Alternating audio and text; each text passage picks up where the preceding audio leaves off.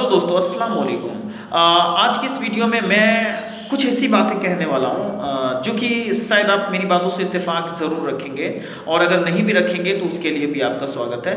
वो ये है कि अगर आप सोशल मीडिया का वीडियोस वगैरह अगर आप देखें तो उन सभी में से आपको वही वीडियो पसंद आएगा जो वीडियो आपका मस्तिष्क सेलेक्ट करेगा। यानी आपको लगेगा कि यार इसमें ना बहुत ही ज़्यादा जो है सेक्सुअल कंटेंट्स हैं, या फिर सेक्सुअल कॉन्वर्सेशंस हैं, या फिर ऐसी चीज़ें जो कि आपके माइंड को थोड़ी देर के लिए एंटरटेन तो करती है, लेकिन कहीं ना कहीं आपके माइंड को वो पूरी तरीक़ा से मतलब एक नेगेटिवली इम्पैक्ट करता है। यानी मान के चलिए कि अगर आप किसी ऐसे ब्लॉगर्स की वीडियोस देख रहे हो, या फिर ऐसे इंस्टाग्राम की वीडियोस देख रहे हो, जिसमें से आप देखेंगे कि जो लड़कियां होती हैं वो लड़कियां अक्सर जो डांस करती हैं, उस डांस में डांस तो ठीक है अपनी जगह सही है, लेकिन डांस के साथ जो दिखाती है उसके पीछे का लॉजिक आप कभी नहीं लगाते। जैसे मान के चलिए अगर कोई बंदा चाहता है कि मेरा वीडियोस काफ़ी ज़्यादा वायरल हो, तो पता नहीं वो वीडियोस पे उस यानी अपने वीडियो में वो इस तरह की वाहियात हरकतें करते हुए देखने नजर आते हैं, मानो कि वो नॉर्मल सा नहीं है। अरे भाई, हर इंसान अपनी ज़िंदगी में नॉर्मल रहे तो ही बेहतर है। अगर कोई इंसान नॉर्मल नहीं है ना, तो आप सोसाइटी के अंदर ना उसको एबनॉर्मल कहा जाता है। लेकिन हम और आप कितने ज़्यादा बेवकूफ़ हैं, कितने बड़े चूतियाँ हैं कि हम उनकी वीडियोस को देखते हैं और थोड़ी देर के लिए हमें मज़ा मिल जाता है। लेकिन आपने कभी सोचा है आपकी इस वाहियात हरकत की वजह से उनकी पेट चलती है, उनका वो नीड्स एंड वांट्स पूरी होती है। लेकिन आप अपने आप को देखो ना, अपने आप को देखो कि दूसरों को देख करके आप जलते हो, तो भैया दूसरे को देखकर जब जलते हो तो सही तरीका से जलो ना। क्यों हम ऐसे लोगों का वीडियोस देखेंगे? अरे भाई, कोई अगर टीचर्स आपको पढ़ा रहे हैं, अच्छी अच्छी बातें आपको बता रहे हैं, तो आप उनके वीडियोस को नहीं देखेंगे, आप उनके वीडियोस पे कमेंट्स नहीं करेंगे। आप किन के वीडियोस पे कमेंट करेंगे?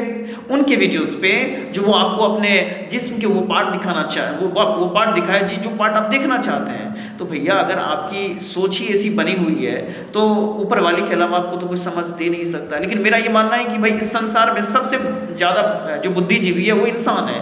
लेकिन अगर आप अगर ध्यान दें, नोटिस करें, तो आज के समय में जानवर भी बेहतर है हम जैसे इंसानों से। क्यों जानते हैं? क्योंकि अगर आप सोशल मीडिया पर अगर आप वीडियोस को सर्च करना शुरू कर दें तो आपको इतनी वाहियात वीडियोस देखने को मिलेंगे। मुझे तो कभी कभी इतना गुस्सा आता है ना, मुझे तो लगता है कि भाई तानाशाही जो सरकार होता है ना वो सही होता है।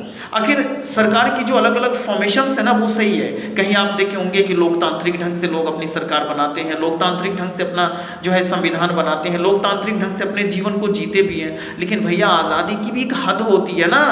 आज़ादी की ये भी हद नहीं होती है कि भाई आप अपने माँ बाप को, आप अपने समाज को, या फिर आप अपने दोस्तों को आप हर्ट करें, आप उनको जो है चोट पहुँचाएं और कहें कि भाई ये तो मेरी आज़ादी है। आए दिन सोशल मीडिया में मैं देख रहा हूँ हिंदू लड़कियां मुस्लिम लड़कों के साथ, मुस्लिम लड़कियां हिंदू लड़कों के साथ। अरे भैया ये आपके लिए बेहतर है, लेकिन एक हिंदू लड़की के लिए, एक हिंदू लड़की के परिवार के लिए बेहतर नहीं है, और ना ही एक मुस्लिम लड़की के परिवार के लिए बेहतर है कि कोई एक हिंदू लड़का किसी मुस्लिम लड़की के साथ और एक कोई हिंदू लड़की किसी दूसरे मुस्लिम लड़का के साथ जो है फ्रेंड्स का रिश्ता बनाए या हस्बैंड का रिश्ता बनाए। ठीक है, संविधान ने आपको आज़ादी दी है, लेकिन संविधान ने आज़ादी आपके मुताबिक नहीं दी है, या हमारे मन मुताबिक नहीं दी है। हाँ, अगर मान के चलिए कि अगर आपके पेरेंट्स तैयार हैं, यानी कि दोनों परिवार जो है पूरे मर्जी के साथ आप दोनों के बीच जो रिलेशन है वो स्टेब्लिश करना चाह रहे हैं तो ठीक है। लेकिन आप एक परिवार को बाइकआउट करके, एक सोसाइटी को बाइकआउट करके, और यहाँ तक कि आप खुद को बाइकआउट करके आप दूसरे समाज में आप जाते हैं, तो आपको तो लगता है कि भैया आपका जो एक फीलिंग्स है, आपकी जो इच्छाएं हैं वो तो पूरी हो गई, लेकिन आपसे जुड़ी हुई जो भावनाएं हैं वो आग की तरह धधकता रहता है। आज के समय में मैं देख पा रहा हूँ सोशल मीडिया पे जो कि बहुत सारी ऐसी मुस्लिम लड़कियां हैं, वो किसी गैर मुस्लिम लड़कों के साथ जो है कोई मोटरसाइकिल पे जा रहे हैं, कोई मेला में जा रहे हैं, कोई क्या कहते हैं पार्किंग रिजॉर्ट में जा रहे हैं, कोई होटल्स में जा रहे हैं। भैया ये सब हो क्या रहा है? अगर आप इस चीज़ों को बारीकी से नज़र रखें तो मुझे लगता है शायद कि ये शायद कोई किसी ऐसे जंगली जानवरों की तरह ये लोग जीवन जीना चाहते हैं भाई। और आप देखेंगे कि भाई मुस्लिम जो लड़के हैं वो किसी हिंदू लड़कियों को वो प्रेम के जाल में फंसा करके उनके साथ साल, 1.5 साल, 2 साल उनके साथ हम बिस्तरी करते हैं, उनके साथ रिलेशन बनाते हैं और फिर उसको मार देते हैं। भैया ये कहाँ का अक्लमंदी है? उसी तरह से कुछ मुस्लिम लड़कियों को कुछ हिंदू लड़के भी ऐसे ही करने लगे हैं। तो भैया ये जो समाज है, ये सोसाइटी जा कहाँ रहा है? भाई इस दुनिया में 3 ही चीज़ ज़रूरत है, रोटी, कपड़ा और मकान। इस रोटी, कपड़े और और मकान के अलावा कोई नहीं पसंद करता, कोई फालतू चीज़ें हैं। लेकिन आप या हम जैसे चूतिया जो है ना, वो हम पता नहीं अपने आप को क्या तीस मार खान या फिर तुर्रम खान हम समझ बैठे। भैया जो दिमाग में आए आप कर डालोगे। मैं एक सवाल कर रहा हूँ आपसे, आप हमें जवाब दीजिएगा, क्या आप अपनी माँ के साथ सोना पसंद करेंगे? आपको बुरा लगता होगा। पता है मैंने ये बातें क्यों बोली? मैंने ये बात इसलिए बोली क्योंकि मुझे समझाना है आपको भाई, आपको मुझे समझाना है कि ये जो आप कर रहे हैं ना, ये सही चीज़ नहीं है। आपको लगता है कि ये सही है तो भाई ये आपके लिए सही हो सकता है, औरों के लिए नहीं हो सकता है। और आप, मुझे लगता है कि सब कुछ जानते हुए भी अगर आप इस तरह का कदम उठा रहे हैं तो मुझे लगता है कि आपकी ज़िंदगी में कभी भी जो है सुकून नहीं मिलेगी। आप माँ बाप को हर्ट करके आप जो है किसी दूसरे गैर मुस्लिमों के साथ या फिर किसी हिंदू लड़कियां मुस्लिमों के साथ जो भाग जाती है ना, ये आपके माँ बाप का बददुआ ज़रूर लगेगा। और ये जो लड़कियाँ हैं ना, ये लड़कियों को तो ये जब से सोशल मीडिया आई और जब से ये मॉडर्न टाइम जो आने लगा है ना, लोग कहने लगे फैशन। अरे भैया कहाँ का फैशन, कैसा फैशन? हम लोग भी एक यंग भी है ना, हम लोग भी एक इंसान है। हर चीज़ की एक लिमिट होती है, हर चीज़ की एक खान पान हो, ड्रेस हो, पहनिए, कोई मना नहीं करता।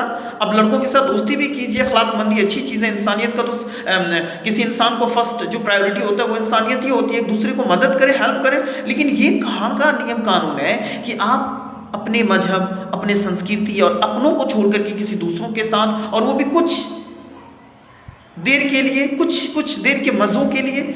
भाई आप सोचिए कभी कि आपके भी माँ बाप हैं भाई, आपको भी पाल पोस कर बड़ा किया होगा, बहुत ही मेहनत की होंगी आपके पीछे, और आप किन सब चीज़ों के पीछे पड़े हैं भाई? हाँ, कितने दिन भैया? 20, 25, 30 साल, 30 साल के बाद तो वैसे भी हर इंसान की बीमारी, हर इंसान के शरीर में तो ऐसी ऐसी बीमारियां आने लगी हैं कि तो कोई तो 18 साल में मृत्यु के अकाल में चले जाते हैं, कोई 20 साल, कोई 25 साल में। 30 साल के बाद तो वैसे भी हमारी वैलिडिटी रहती नहीं है, हमारे शरीर में तो जान है नहीं। तो ये जो कुछ दिनों का जो पॉपुलैरिटी है, चाहे वो हिंदू लड़का हो या हिंदू लड़की हो, चाहे वो मुस्लिम लड़का हो या मुस्लिम लड़की हो, मैं दोनों से कह रहा हूँ भाई, इस तरह की चीज़ें मत करो। पढ़ाई लिखाई करो, आगे देखो कि आपके परिवार में आपके माता पिता क्या चाहते हैं, आपकी सोसाइटी के लोग आपसे क्या चाहते हैं। और एक बात आप गांठ बांध लीजिए, आपकी ज़िंदगी केवल आपकी नहीं है, बल्कि आपकी ज़िंदगी से जुड़े लाखों लोगों की ज़िंदगी जुड़े होते हैं। तो आप ऐसा ना करें। आज जो आप हिंदू मुस्लिम आप देखते होंगे, छोटे कास्ट बड़े कास्टों को भी, बड़े कास्ट छोटे कास्टों को नीचा दिखाते हैं। पता नहीं आए दिन सोशल मीडिया पे ऐसे ऐसे अपंग लोग जो कि मानसिक रूप से विकलांग हैं, ऐसे ऐसे लोगों को समझ पाना और समझा पाना तो बहुत मुश्किल काम है। और हज़ारों लाखों केसेस में जो है हाई कोर्ट और सुप्रीम कोर्ट में फंसे पड़े हैं, चाहे वो मर्डर का केस हो, चाहे किसी भी व्यक्ति का अटेम्प्ट ऑफ मर्डर का हो, या फिर किसी व्यक्ति के शूटिंग का हो, या फिर किसी व्यक्ति के जो है बिला वजह तंग या फिर टॉर्चरिंग करने का हो, हैरासमेंट का हो। लाखों केस कोर्ट्स के अंदर जो इन्वॉल्व हैं।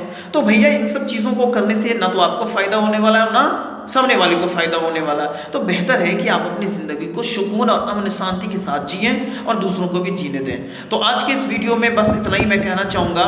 मैं खास करके अंत में एक बात और कहना चाहूँगा उन लड़कियों से कि देखिए आज के समाज में हो क्या रहा है।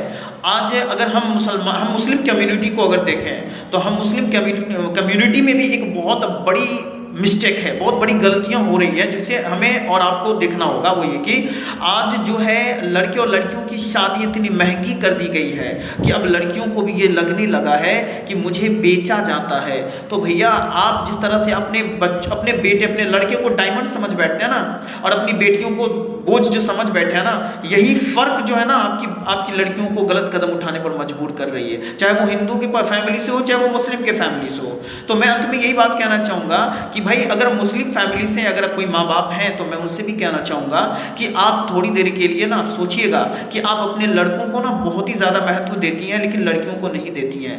देखिए मैं सबको नहीं कह रहा, मैं कुछ ऐसे फैमिली को कह रहा हूँ जो फैमिली ये मान बैठे हैं कि लड़का डायमंड है और लड़कियाँ जो है ना वो एक लोहे के सामान है, उसकी कोई कीमत नहीं होती।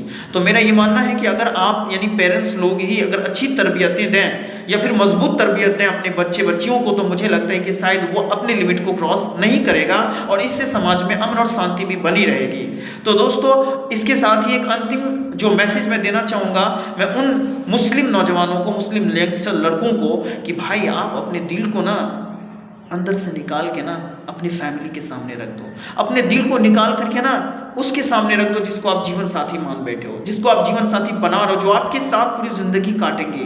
तो देखिए कि आपकी लाइफ बहुत ईजी हो जाती है। पता है प्रॉब्लम क्रिएट कहाँ होता है? जहां पे आप हम की भावना रखते हैं। जैसे ही आप पॉसेसिव होते हैं ना, जैसे ही आप अधिकारवादी बन जाते हैं ना, वहीं से प्रॉब्लम क्रिएट होता है, चाहे माँ बाप के साथ हो या फिर अपने हस्बैंड अपनी वाइफ के साथ हो। तो अंत में बस यही कहना चाहूंगा कि इन लड़कियों की तरबियत जो है एक माँ बाप मजबूती से दें, ताकि वो अपने मान मर्यादा में रहें। इससे परिवार और समाज सुख शांति के साथ बिताएंगे। और मुझे ये सब देख करके अल्लाह कसम मैं कह रहा, मुझे बहुत तकलीफ होती है।